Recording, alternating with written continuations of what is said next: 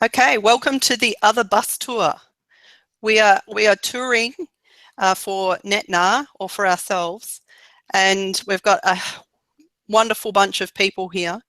So I think that we're living a creative project, and so we're going to be discussing creative projects in this hangout, and other things might happen. It's hard to say. So sit back, relax, get on the bus, yes, and let's start. So Kevin, over to you. Great. Hi, everyone. So, as Wendy said, we're all part of the Network Narratives kind of open folks, I guess, and we have our own kind of bus ride going to kind of replicate some of the hangouts that Mia and Alan and the classmates have been doing along the way. To get us started, I'm going to kind of pull out a little story trick here. I have a deck of cards called the Family Arcana. It's a story written by Jebediah Berry in which he has put pieces of the story on a deck of cards, and you can shuffle and reshuffle the whole story, and it makes different pieces of the story. And I'm going to have people, before they introduce themselves, give me a number 1 to 10. I'm going to pull from the deck and kind of read part of the story. Let me just read the back, though. It says, the Family Arcana is a Gothic fable in 52 cards. A sprawling family bound to a decaying farmhouse by a web of peculiar obsessions, fights to preserve itself against the wiles of the Navish bank people and against its own deep buried secrets. With each shuffle of the deck, the family twists and changes, trapped forever in the haunted house of cards. Shuffle, cut, play, read. So that's what we're going to do as we kind of go through. Pick me. Wendy goes first. All right, so Wendy, why don't you give me number 1 to 10? 6. 3, 4, 5, 6. Okay. Ooh, you're the queen. Okay, here's what it says. We have learned to predict the weather by studying the movements of our sister, the one who never speaks, but who dances even when no music is playing, spinning in place with arms folded over her chest, thunderstorms. Breathing on the floor, barefoot and fishwise, perfect scorcher. Seated perfectly, still except for her pinkies, which twitch like a pair of salamanders. Grandfather dying before grandmother dies, just after she forgets his name. Dun, dun. Okay, so Wendy, you want to introduce yourself? My introduction, I'm Wendy, and according to this reading, the Queen, thinking about weather, which I do quite a bit, and particularly in this global setting where my weather is quite different to your weather, so I'm ahead of you guys, so that's okay, the world continues on. Wednesday's a good day. And just a bit of background, I've been in NetNar I think since about January, and pretty just sort of trying to do it, but I've been learning lots of stuff, and I think that's why I'm still here. And so we might talk about different aspects of it, but really happy to have this bus tour and to meet the other open participants who I've been interacting with online. So next introduction. Keegan, why don't we go to you, Keegan? And then we'll go to you, Alan, next. Okay. Yeah. Keegan, why don't you pick a number 1 to 10? Number 2. 2. You're the 6 of spades. Disputes, though rare, may be settled in any of the following ways. Whispering campaign, a tossed rooster, ooh, Terry, the smashing of chairs or stringed instruments, a decoy present, an appeal to the lumberjack, penmanship competitions, mustache competitions, dynamite, a years-long silence, the tying and retying of a noose, meaningful stares, ill-timed naps, and absence. All right, Keegan, you want to introduce yourself? Yeah, so my name is Keegan. I work in Oklahoma at the Center for Teaching Excellence, and I've been hanging out in NetNar recently because right now it's been my active playground, I think is the best way to describe it. So it's been a fun way to test things, to interact with some fun folks, and just hang out generally. So yeah, it's good. Great. Alan, you want to go next? Thank you, Keegan. My name is Rebeg, by the way. You guys are going sequential, so I'm going to the back. I want number 10. Number 10. You're the 3. Great clubs. Several aunts return from town, and from the way they carry themselves, upright, as though only the finest things are visible to them, we suspect that they have been talking to the bank people. We love these aunts, love them for reminding us how the game is played. It is a whirligig. It is a skillet. It is a fistful of bone dice. It is poison in the cupboard, and everything is sharp at the edges. Even the edge of the cliff is sharp. Wow, that's so mysterious. I'm an alchemist, and I've been busy doing alchemy and trying to lure other people into my game. And the card there has the remnants of kind of the witchcraft, maybe the darkness. And I picked up on the bone because of our student Kelly, who you've probably been reading her work. Is just blowing me away with her creativity, and perfect example of what I like to see in these courses, besides what you guys are doing here, which is kind of blowing my mind, of going beyond kind of the what do I have to do for my assignment kind of thing when students get really wrapped up in the creativity.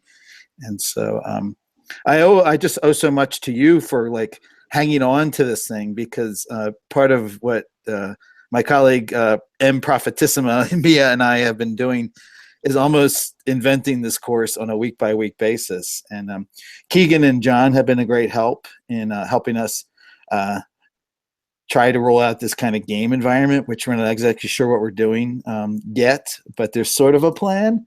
And this is really kind of the most exciting thing I've done in a while. And so I'm overjoyed. I'm overworked by my own making, but I can't stop.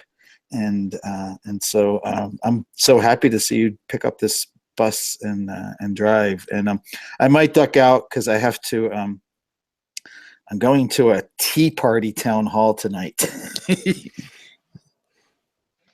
All right. Good luck with that.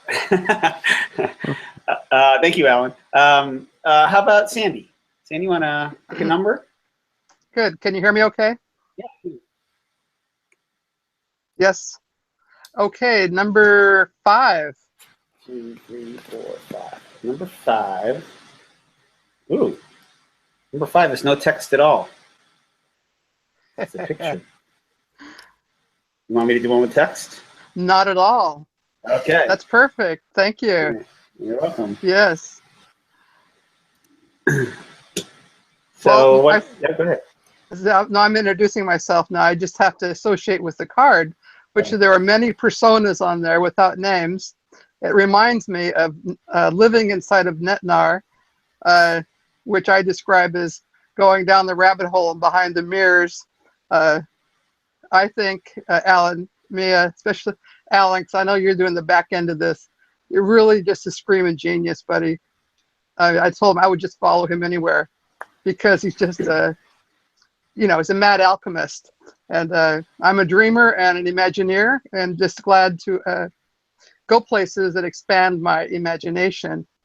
I'm retired. I still teach, but I have the time. I can afford the time to dive down these crazy rabbit holes and run around. And I do get lost, but I don't care.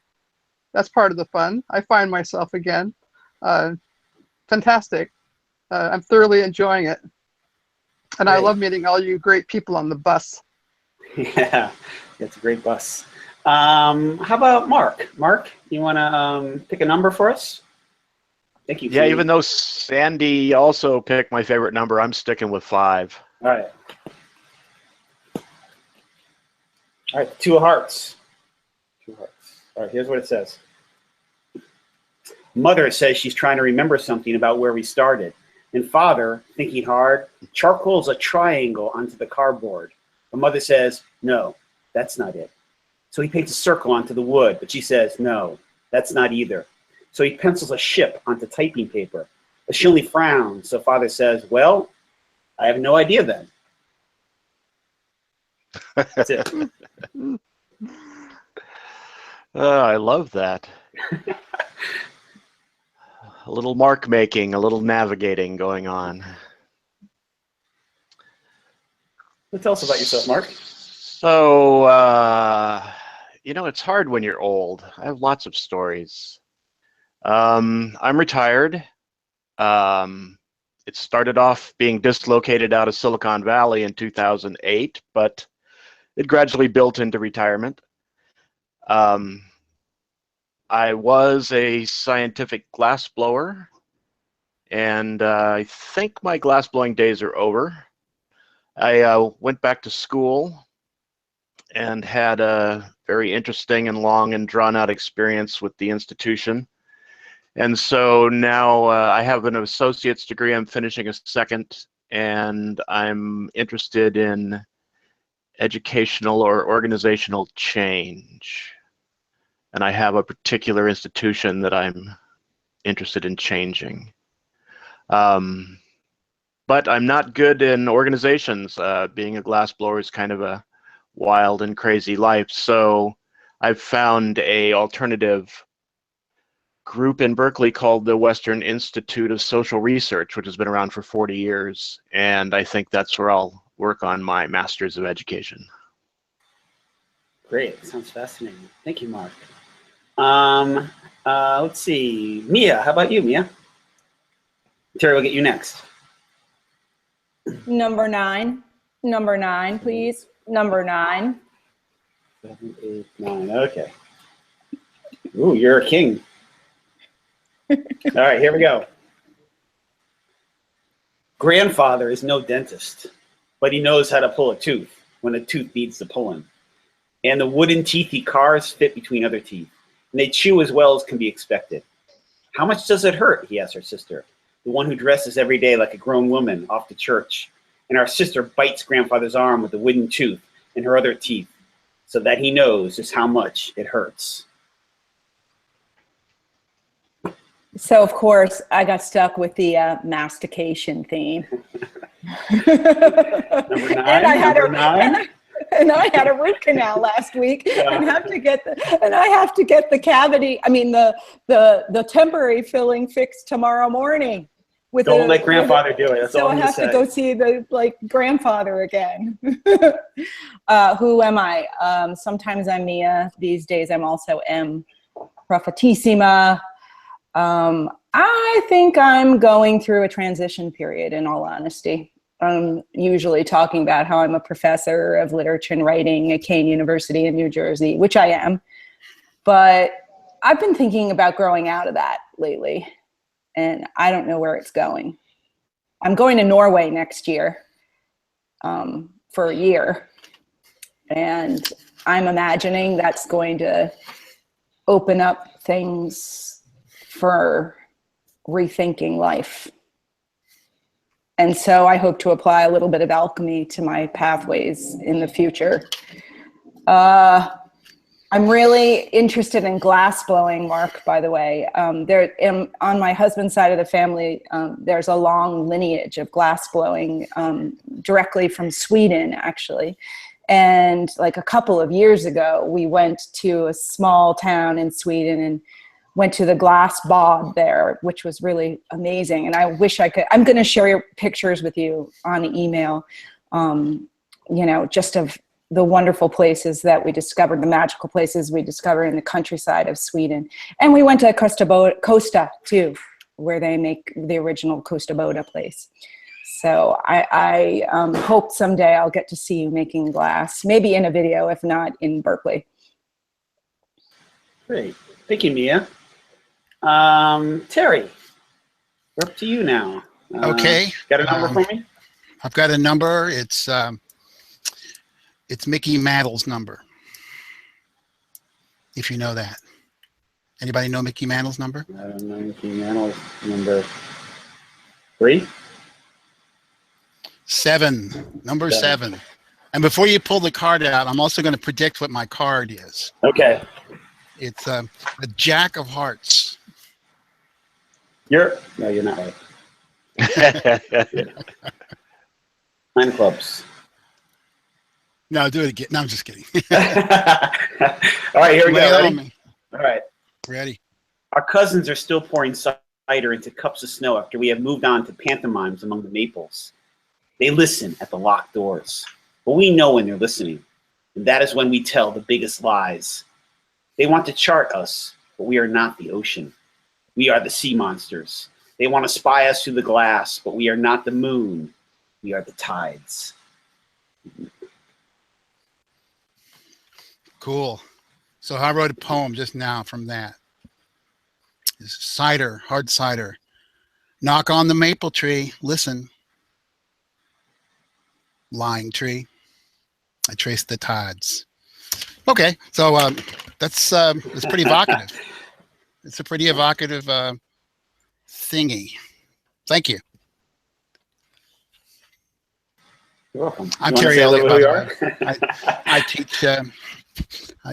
I just got finished stepping in a bunch of wet sheep manure out in the field, feeding some sheep, and I came in here and I cleaned up. Okay, so I cleaned up good. That's all right. The internet hasn't worked out smell yet.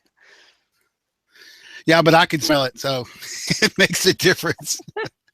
So yeah, I've been looking forward to this all day, and I've been listening to music and thinking about buses and thinking about Ken Kesey, and you know, on the bus or off the bus. It's pretty much it. It's a binary, just like what we're doing right here. Thank you all. Appreciate being here and looking forward to hearing what you all have to say. Yeah, well, it's great seeing you. All right, let me pull a card for myself, and then we'll kind of get rolling into maybe Wendy will pick up after my introduction. So I'm just randomly pulling one. I'm the Ace of Diamonds. Ace of Diamonds. All right. If we lose the house to the bank people, we'll all die. And then we'll haunt this place so hard, they'll have to burn it down.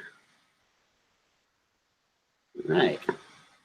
So my name is Kevin Hodgson, and I am out in Western Massachusetts. I teach 6th grade, and I'm part of the Western Massachusetts Writing Project. So I know some of the people here through the National Writing Project. And like Sandy, I think I follow Alan and Mia just about anywhere these days. I think the whole concept behind the network narrative really got me interested from the start. I think Mia even pulled me aside at a conference and said, listen, something's going to be coming, and I want you to know about it, right? And she talked about world building and civic imagination and other things that kind of attracted me to the idea.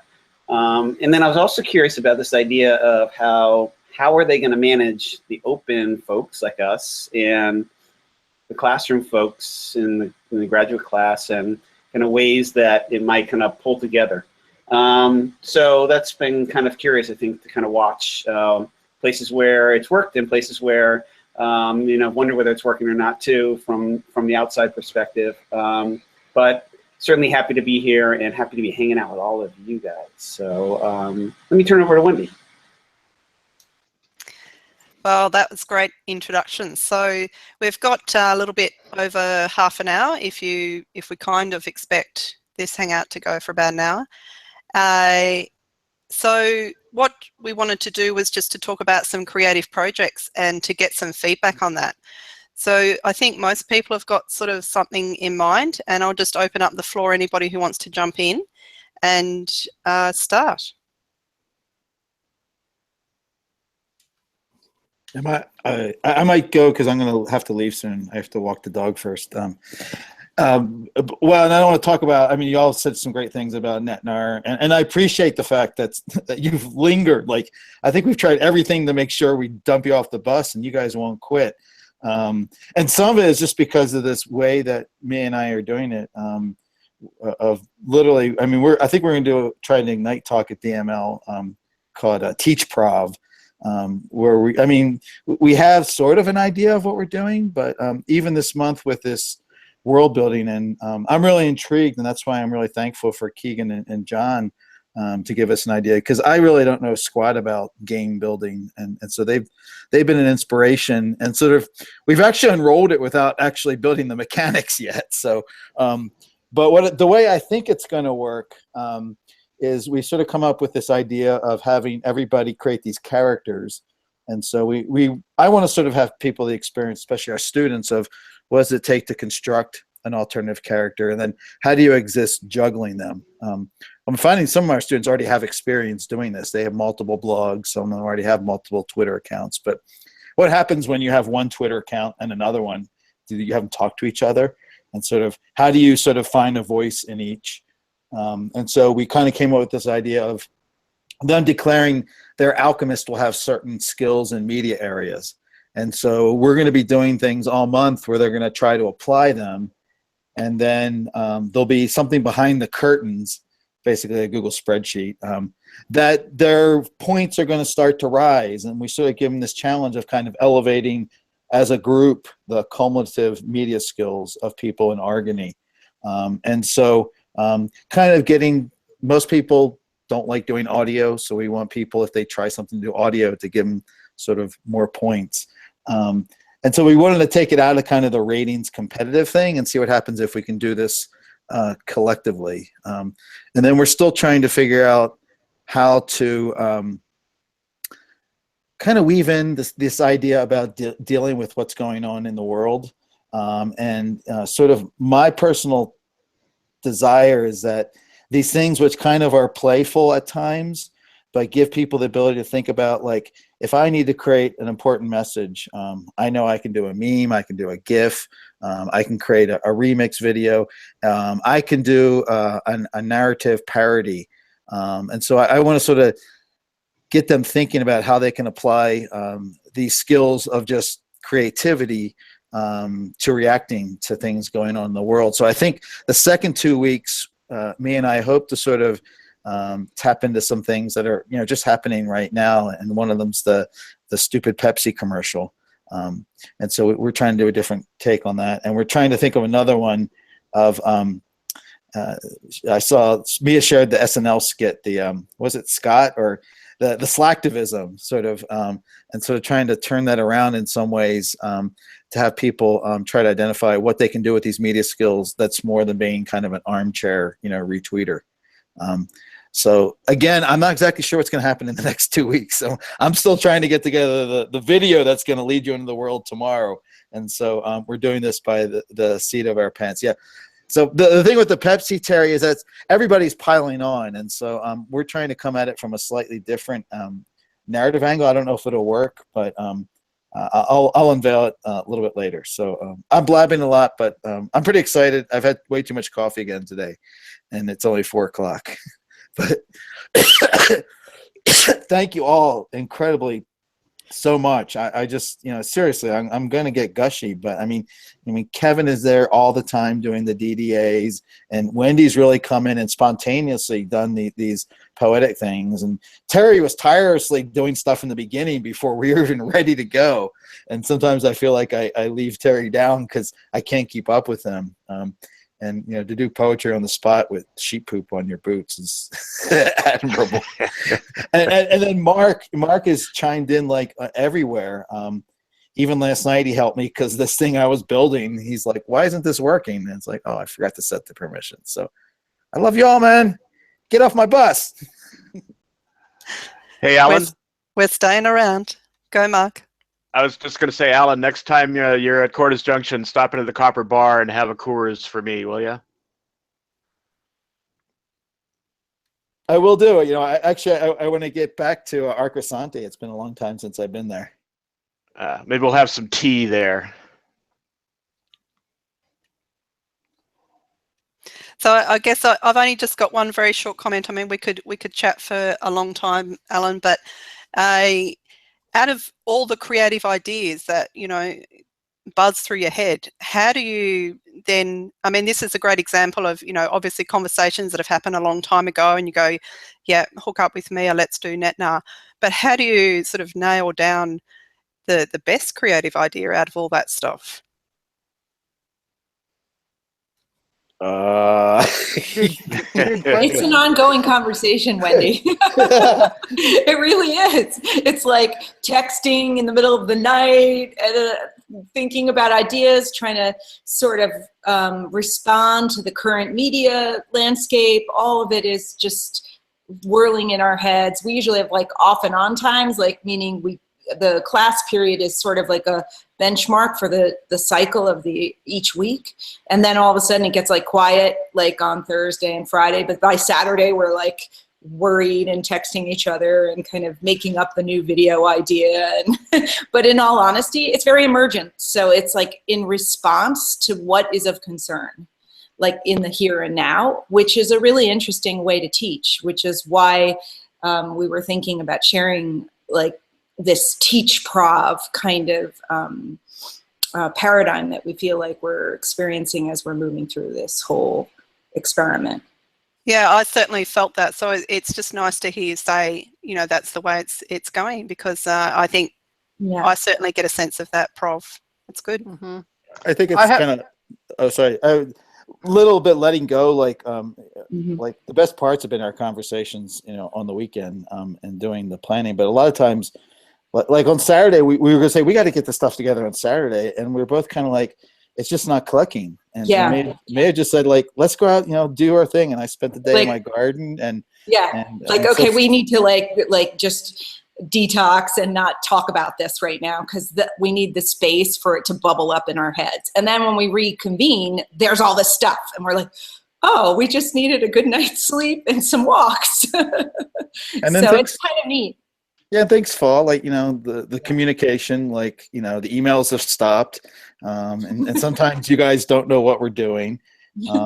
And so, like, you know, I think like this is an optimal size for doing this kind of class. Like initially we thought of this grand thing where we'd have all kinds of people in this. And so this is actually, to me, like the best way to do this. So massive doesn't mean poop to me.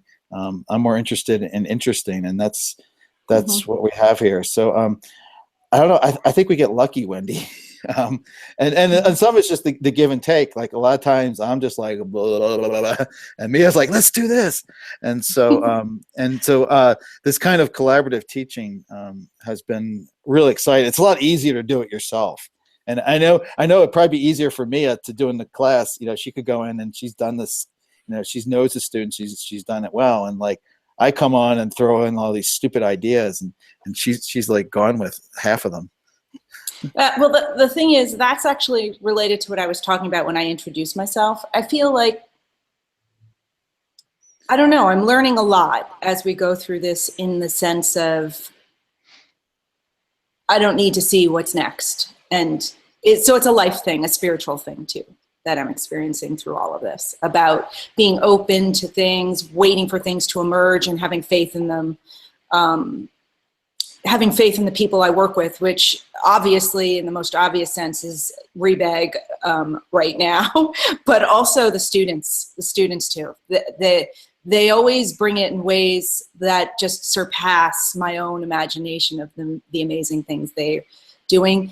And I don't know, I just feel like adventure's on the horizon, and teaching has always been about control on so many levels. And so it's been I've been moving towards this kind of co-learning framework for quite a while, but this is sort of a final horizon for me, to not have a syllabus, to not have learning outcomes prescribed. I kind of had done away with that for a while, for several years, but then the next phase, I think, is this like respondent kind of experience with learning, and playfulness, like the improv quality to it. So yeah, I just feel like there's a whole lot going on that's special.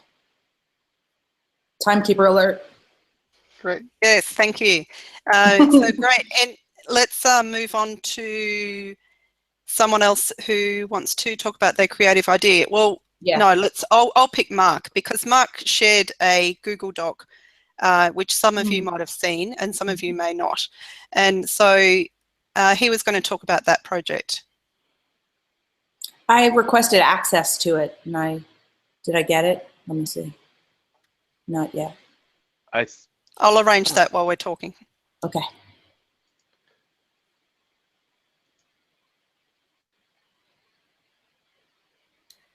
Go ahead, Mark. Send. Oh, yes. So you requested access to the badge, Mia, which I just gave you. The Google Docs open.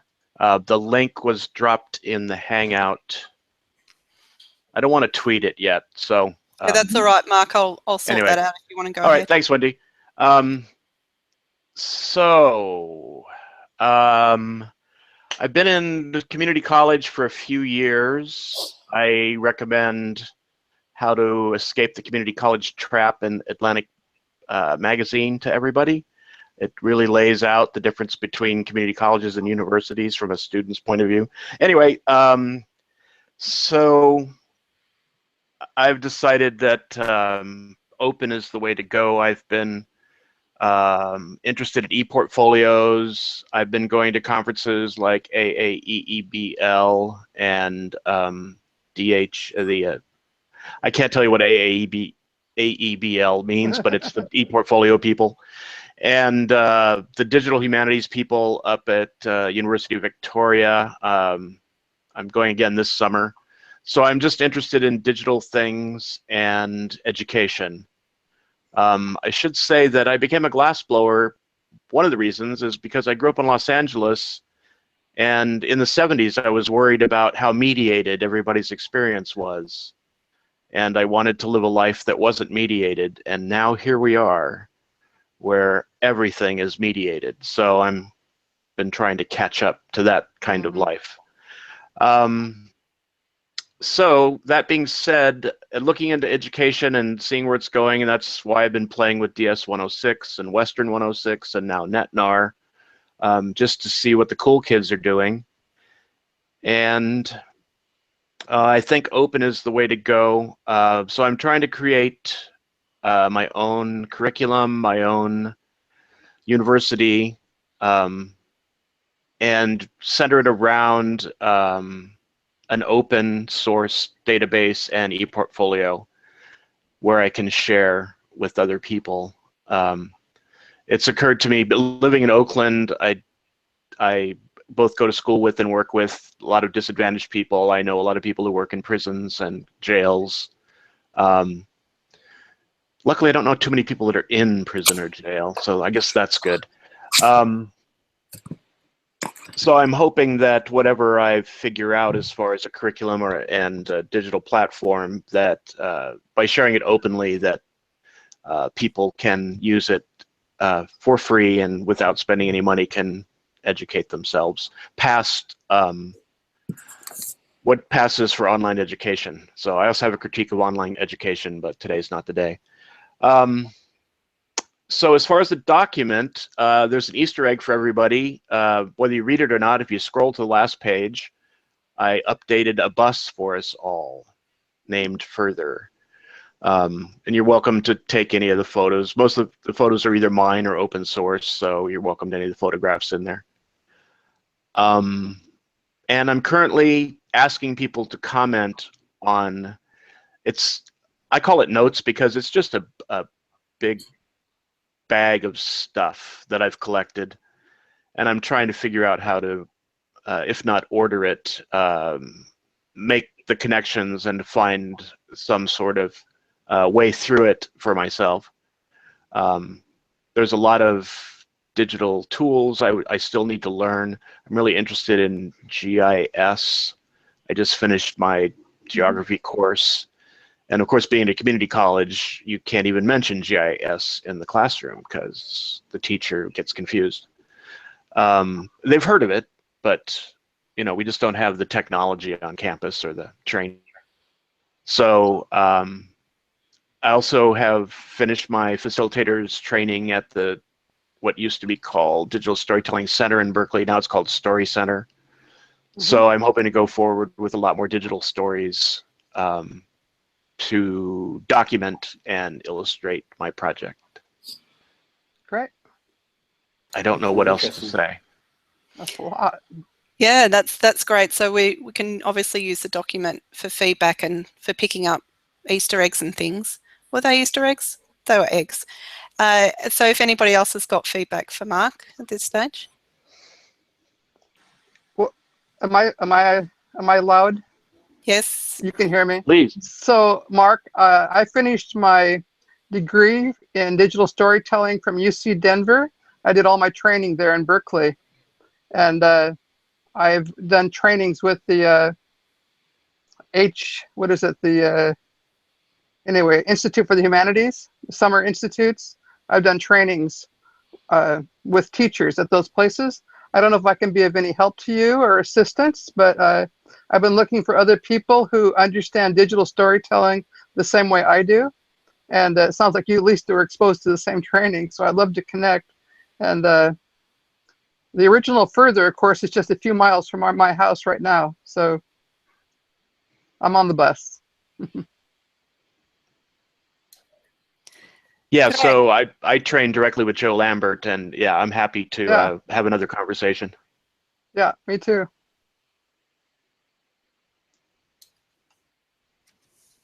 That's it, Wendy. I was just connecting. Yeah, that's all right. I'm just trying out, the space thing, just to see who's uncomfortable with the space. So who's up next?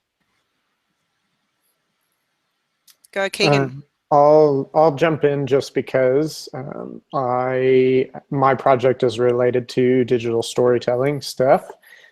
So I'll jump in because of that.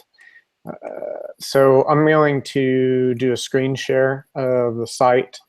So I have curriculum that I've co-developed with John Stewart, one of my coworkers, and it is curriculum for a project that is called Experience Play is what it's called, and it is about educational text-based games is what it is.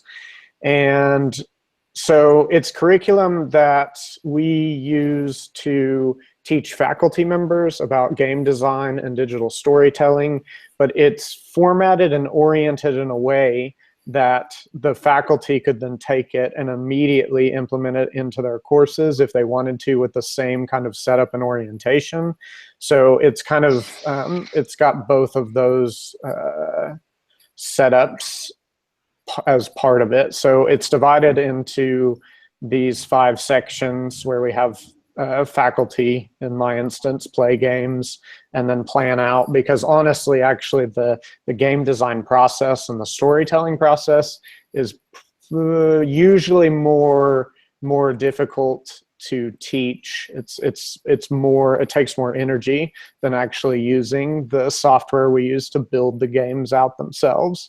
So we don't even touch the game building software, which is called Twine, until the 3rd week, which is where we dive in and start learning a little bit of syntax and a tiny bit of programming and stuff. But once we're done, the games that some of the faculty members make, they range from all kinds of different things. We have this one I think you guys would really like. It's called Sanctuary, and it's by an instructor who's in international area studies, and she actually co-built this with some of her students. It's not necessarily finished yet, but it's about sanctuary cities and the choices that refugees have to make. And it's heavily researched. The characters are fictional, but all of the events are based on real things. So you get to, some of it is just informational, and it goes through. But then as the player or the students read through, they eventually come up to choices where something happens, and they have to decide, am I, in this instance, this is the first choice, something's happened, and does this character keep attending the mosque or stop attending the mosque? So it's, I don't know, it's really a platform in a way for, although we're talking about game design and story design and digital storytelling and all these things, it's really just, it's a way to have fun in the class and kind of change it up and give people an opportunity to do these crazy, quirky kinds of things, and whether they're faculty or whether they're students, tell some stories and have some fun. So, but my question, because this is what I want feedback on, is actually, so I kind of like the campiness of the website. It's super campy and super weird, but it's always I don't know. I always have like concerns as to whether folks will take it as seriously as I do if it's presented in this manner. So my question is about feedback about the actual look and feel of it. I personally, I like it. I think that it appeals to the text-based gaming that, using Twine, I think to kind of do that. I think also it appeals to the kind of Minecrafty 8-bit, nostalgic kind of era that we're in right now. So I think that works too. I just want to say aside that you know, Keegan brought a bunch of us, or like two of us, myself and Terry Green, into Minecraft one Saturday afternoon, and we explored as a NetNar kind of a group, and began building our place that is probably still sitting there waiting for us to return, I think. But I listened to those recordings. Yeah, I just want to say I appreciated that experience, Keegan, and so you know, and it, you know, it really kind of plays into the game idea. So anyway, I mean, I personally like this song.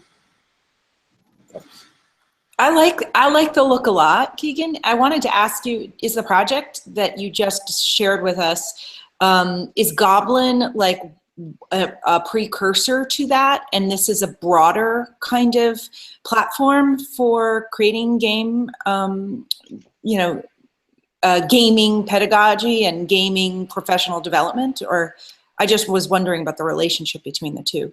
Yeah, so Goblin came out first, and then this one came out after. And the Goblin curriculum is slated more towards some of those ideas about game-based learning, gamification, and gameful learning, and those kinds of things, and how those integrate into the class. And this is more slated towards the game design process itself, which I think actually part of the reason it was developed after the fact is because we saw this as a next step, in the sense that, like, we wanted to get this into the hands of students and get them thinking about these kinds of things. And what's fun about it is, at least from the sampling of faculty that we had, is it's really brings together a diverse group of disciplines. So we had a physics instructor and a Spanish instructor and all these different people that this was applicable to. So that was really fun and exciting, actually. So yeah.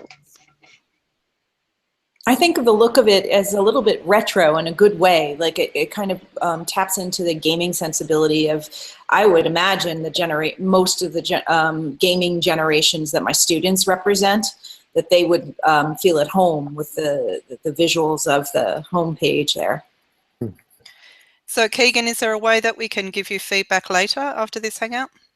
You can, in the Twitter group, actually, that would be good. Yeah. Twitter group would be good. Yeah, great. All right, who's up next? We have Sandy, Terry, and Kevin.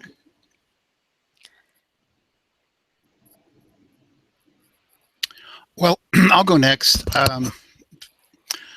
I am thinking about the fall, and I have the summer to think through this. And I think I really want to tilt at some windmills this fall. And what I want to do is use some sort of federated tool like Mike Caulfield's Wikiddy, or Ward Cunningham's Smallest Federated Wiki. And the reason I'm saying tilting at windmills is because the stuff is hard, I don't know, it's just hard to wrap my head around, but I do know that it has that resonance that is like there's something great in here. And I'd be doing this with basically at-risk students. So if anybody has any ideas about that, thinking about trying to put it on my own server somewhere, and really just abandon the university's stuff, and I'd be making it up as I'm going along. So if anybody's had any experience with this tool, or wants to experience it while I'm setting it up this summer, just let me know, and we could go a long way towards helping these students out. Because I think what they need is, they don't need social media. They don't need what they've already got. What they need is something that is hard, that is worth learning, and that really does connect them in ways that they're not used to. Because the way these things work is that it's tilt. Okay. Anyway, that's what I'm trying to do. That's my project. That's my summer project. I think this knowing, as you and I did a while back, the Federated Wiki project, is that probably tutorials will be really valuable. And I know you're the master of the screencasting and stuff. I think that'll be really helpful. I think because you run into the possibility of with at-risk students feeling overwhelmed at the very start. They can't wrap their head around what are we doing. Yep. And you and I had conversations, I know, about what are we doing. Like we had trouble. So I'll be interested to know how it goes, actually, because I think that's fascinating. I think also spending some time on, like, because the things are obscure, like really trying to solicit get the buy-in from the why question is how I think I would approach it, in the sense of, like, why are we doing this? Why is it important? And focus certainly on those things up at the front to get people interested and engaged. But yeah, that's my 2 cents. Cool, great. So we can be in contact with Terry after this for further conversations as well. So Kevin or Sandy?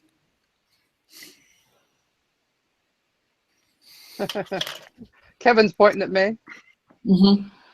I was going to speak originally about a project, but I'm going to actually speak about an experience of disappointment I just had, and it relates to learning and generation.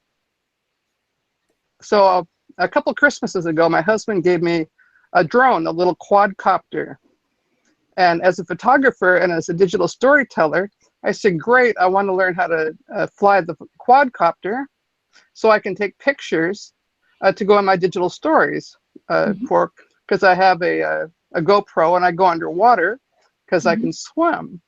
So this seemed like a good idea, and I signed up for this class, and I learned how to fly the quadcopter.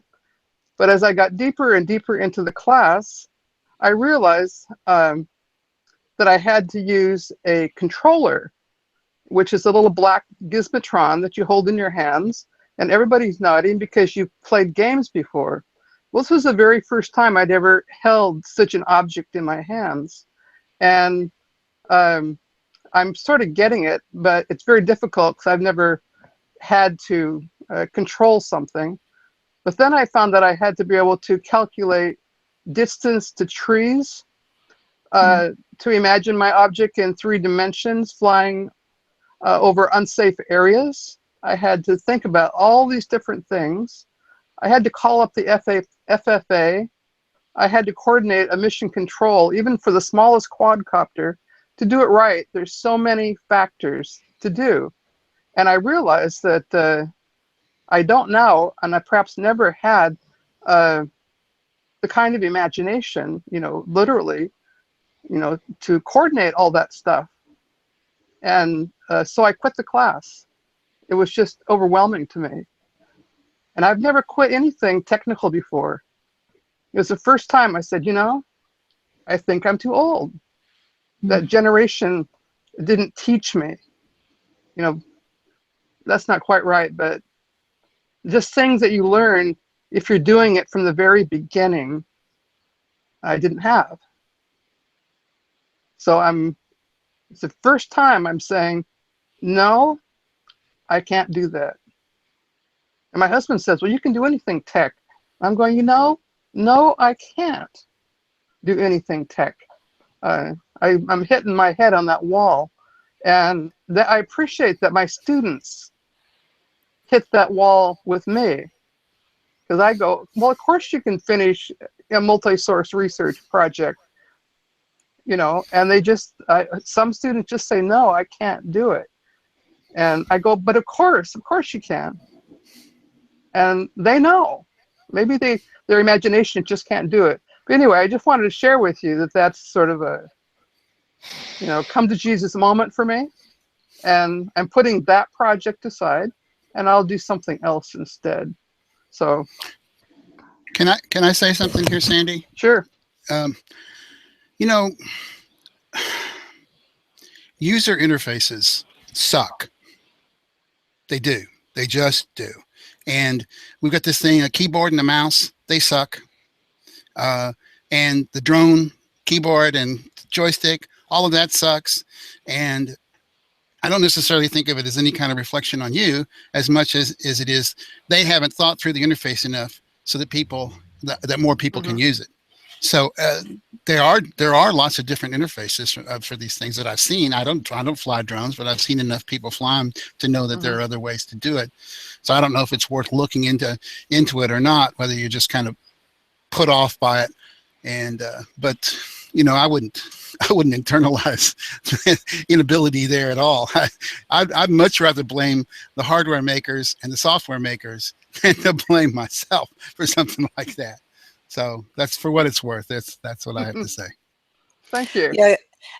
So the only comment, well, I have lots of thoughts about that because I just did a drone course recently, but I couldn't believe that they had the controls of using your thumbs, and this one goes up and down, left and right, and this one turns left, this one turns right, this one goes up, as in that up, not forward. So this is forward and back, this is up and down. Nowhere else in my life, technical or otherwise, do I use thumbs to do that. That is weird. But I mean, I adjusted because I want to fly and win races with my 6-year-old. But the thing is, I was also overwhelmed after a day and realized how complex it can be, because the presenter, her job is mapping the Great Barrier Reef from above, from at the water and from below the water, and stitching those photos together. And it's like, hang on a minute, that's amazing. Thermal cameras, hypersensor sensing cameras, digital SLR. So I'm with you. I think it can be very overwhelming. Yes, my instructor teaches at the Flight Academy. Oh, It's the technology is just overwhelming. But All right, you know, it's nice to know. You know, it's like, okay, that's my wall. Yeah, no, it's good to recognise walls too. So Yeah, Kevin, sure. take it away, and I'll do the 30-second snapshot at the end. Mia, did you want to say something first? I'm sorry. nothing important. Keep going. I think it's better that you share out your thing. All right, well, I'll go quickly. So I've been working on a poem, and Terry's been part of this, so he knows a little bit about it. And it began with our friend Sherry Edwards writing a poem in her blog for 3 voices. And I convinced her and our friend Melvina to, we don't live anywhere near each other, to use Soundtrap to kind of record the poem together. And as we were doing that, I thought, I've always wanted to try a poem for like 5 or 6 voices to see if it could work. So I wrote out a critique of our fake news kind of generation. And so Terry and Sherry and Melvina and Scott Glass and I have been working in this collaborative music space to record our voices for this poem that it's just about done, I think. I just have to do some editing on it.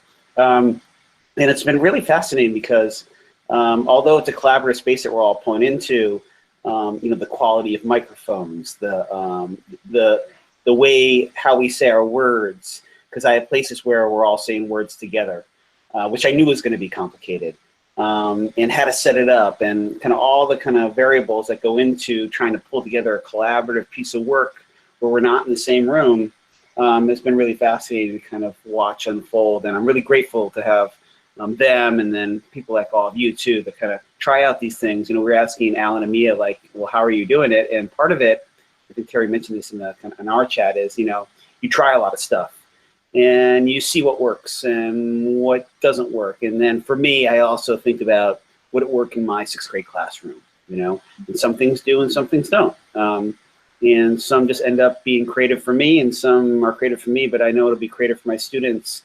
And so, coming at things from all those angles, I think is really fascinating. So I've been really kind of excited to see, to hear actually, how our 5 voices are kind of coming together into this poem, and appreciate other people willing to dive in, say, what is he up to now, and give it a try.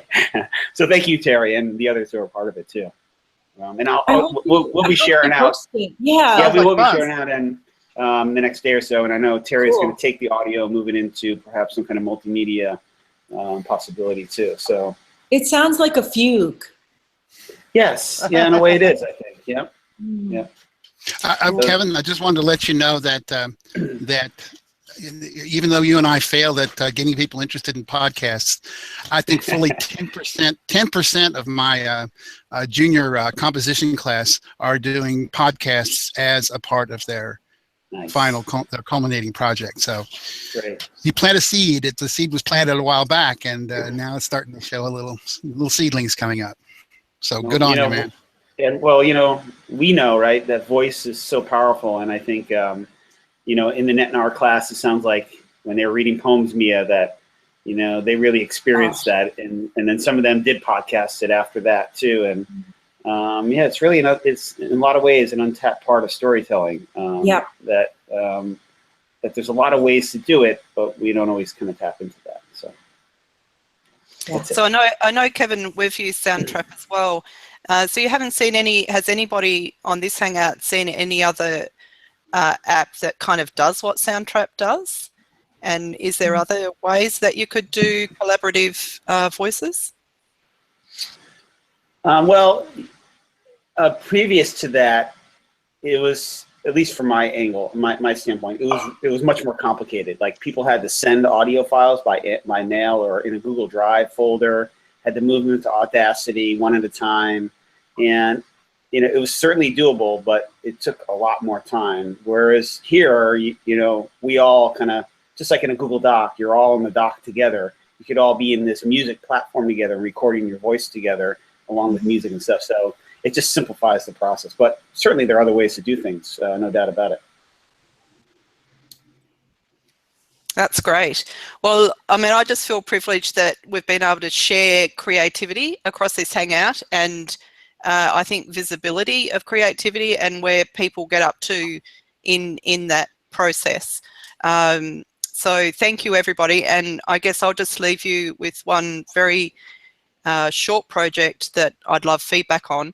I'd like to be able to print out my poetry from Twitter, but I've realized that a lot of it needs context. And so I've been looking at Twitter moments, but I'm not really happy with the way that it embeds in anywhere to be able to actually print that out. So I'm looking for a physical thing that somehow captures Twitter poetry. I have gone to the, how you can get your whole Twitter feed and you can start searching for tags and things. But then that just gives you ordinary text. And I don't want to have to reformat everything all over again. So I sort of need the Twitter poetry, but I might need one or two other tweets to give it some context. Or do I need to describe it, because some of the Twitter poetry will be really weird because it's out of context, or it might be weird because I wrote it, but whatever. I think it'd be kind of fun to, I want to archive that. So I'm thinking about archiving, and I'm thinking about people like in my family that are not online, and that I could share some of that stuff with as well. So get back to me on Twitter. That'd be great. So yeah, that's right, Kevin. It is about curation, and that's what I can see in Twitter moments, that you can curate there and then. And I'm sort of thinking about that more after recent conversations that have come up in Twitter, which have been great. So if there's any last comments, where this is the last drinks before the bus stops or goes or arrives or doesn't. Should I read a card to lead us out? Okay. Should I read a story card? Yeah.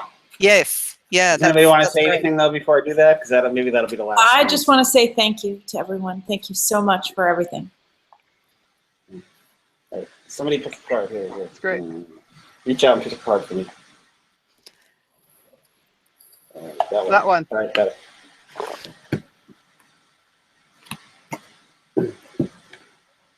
The Two of Diamonds. Regarding the stories they tell in town about what is buried behind the house or under the house, or in the fields beyond the brook, or in the kitchen garden, or in the plot next to the family plot, well, we cannot dismiss them, but we can say, show us the ground in which nothing is buried. Show us a square of earth that never ate or drank.